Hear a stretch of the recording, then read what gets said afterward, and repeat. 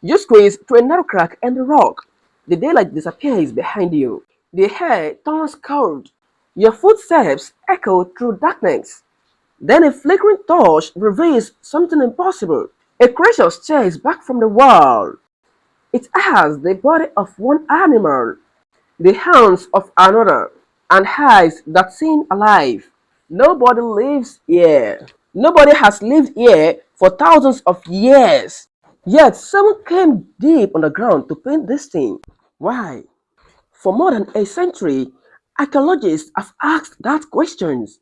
The answers keep getting stranger. The oldest known cave art is far older than most people imagine. Some paintings may be over 40,000 years ago. Others could be even older, long before cities, long before writing, long before metal. Humans entered dark caves carrying fire and pigment. Then they drew animals, symbols, and creatures that still puzzle researchers today.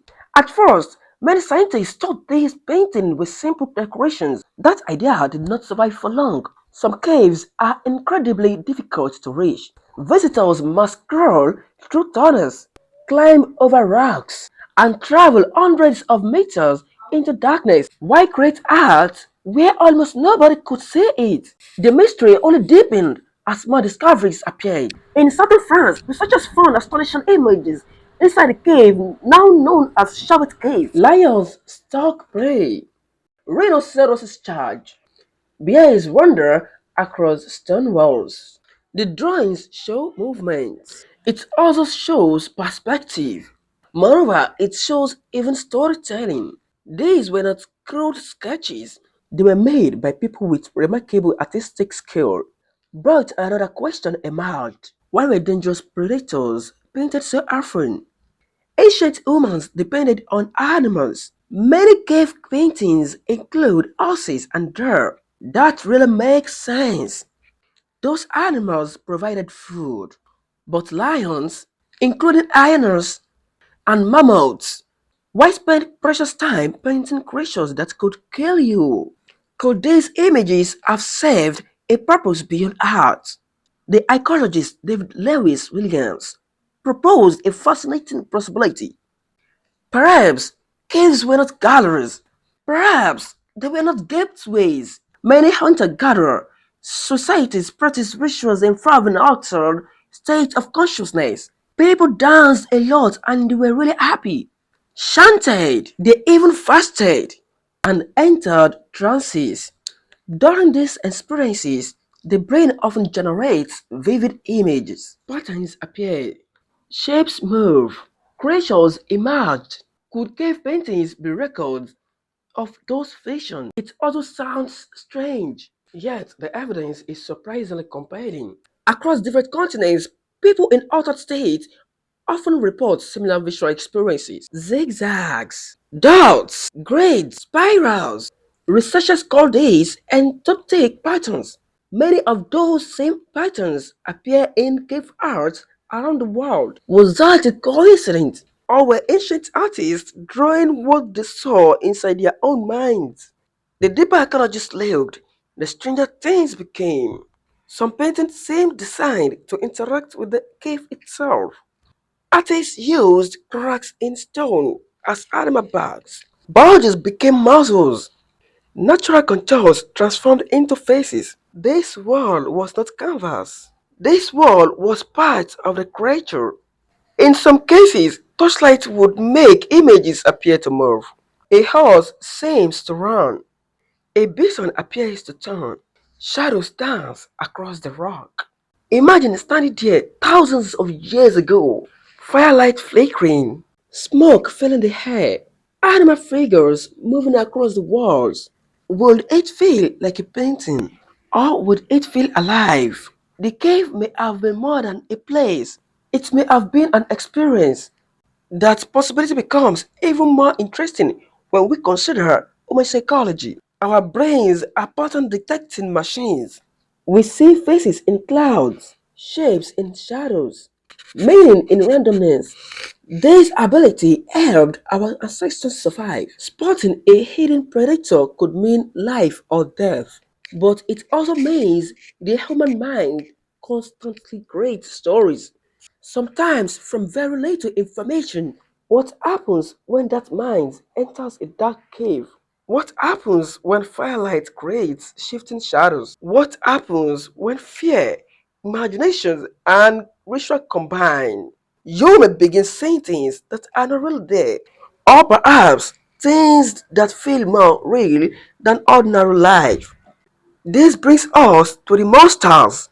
Many cave images depict real animals, others do not. Some combine features from different species. One famous example comes from Germany. A carved figure known as the Lion Man has the body of a woman and the head of a lion. It's actually around 40,000 years old. Why create such a being? Nobody has ever seen it, at least not in the physical world. The ability to imagine things that do not exist may be one of humanity's greatest power. Every nation began as an idea. Every religion began as a story. Every invention began as something that was not yet real. The first monsters may have been evidence of the first complex imagination that changes how we think about cave art. These images were not merely records, they were creations. They emerged from minds capable of building worlds, and that ability transformed human history. Professor Stephen Martin has argued that early humans developed a unique capacity to combine different kinds of knowledge: animal knowledge, social knowledge, environmental knowledge. These mental systems began interacting in new ways. A lion could become part human, a spirit could become part animal, a story could become a belief, and a belief could shape an entire culture. The walls of caves may preserve the moment imagination escapes its boundaries. But there's another possibility. Some researchers think the paintings were connected to hunting rituals. Perhaps drawing an animal symbolically granted power over it. Perhaps images help teach younger members of the group. Perhaps stories were attached to specific paintings. Generation after generation gathered around them, learning, remembering, believing. We may never know what exactly happened inside those caves. The people who painted them left no written explanations.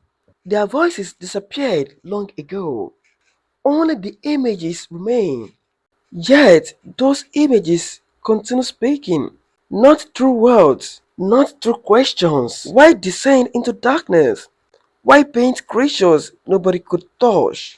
Why return again and again to hidden chambers? The answers may reveal something profound about being human. Humans are not unique because we make tools. Other animals use tools. Humans are not unique because we communicate. Other animals communicate. What makes humans different is our ability to inhabit imagined worlds. We believe in invisible things. We create symbols. We tell stories. We turn ideas into reality. A cave painting is more than pigment on stone. It is evidence of a mind reaching beyond the visible world. That is why these images matter. They show the moment humanity became something new. Not merely survivors, not merely hunters, but storytellers, dreamers, creators of impossible things. And perhaps that is the strangest part of all. The monster on those cave walls never existed.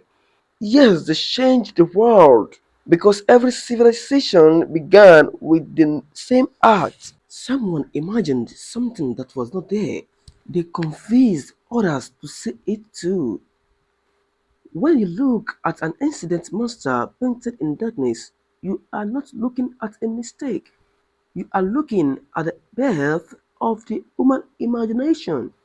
You are looking at the birth of human imagination. You are looking at the birth of human imagination. You are looking at the birth of human imagination. You are looking at the birth of human imagination. You squeeze through a narrow crack in the rock. The daylight disappears behind you. The air turns cold. Your footsteps echo through darkness. Then a flickering torch reveals something impossible. A creature stares back from the wall. It has the body of one animal, the hands of another, the eyes that seem alive. Why? For more than a century, archaeologists have asked that question. The answers keep getting stranger. Perhaps caves were not galleries. Perhaps they were not gateways. Could cave paintings be records of those visions? Was that a coincidence, or were ancient artists drawing what they saw inside their own minds? The wall was not a canvas, the wall was part of the creature. Would it feel like a painting, or would it feel alive? Our brains are pattern detecting machines. We see faces in clouds, shapes in shadows, meaning in randomness. This brings us to the monsters. Some combine features from different species.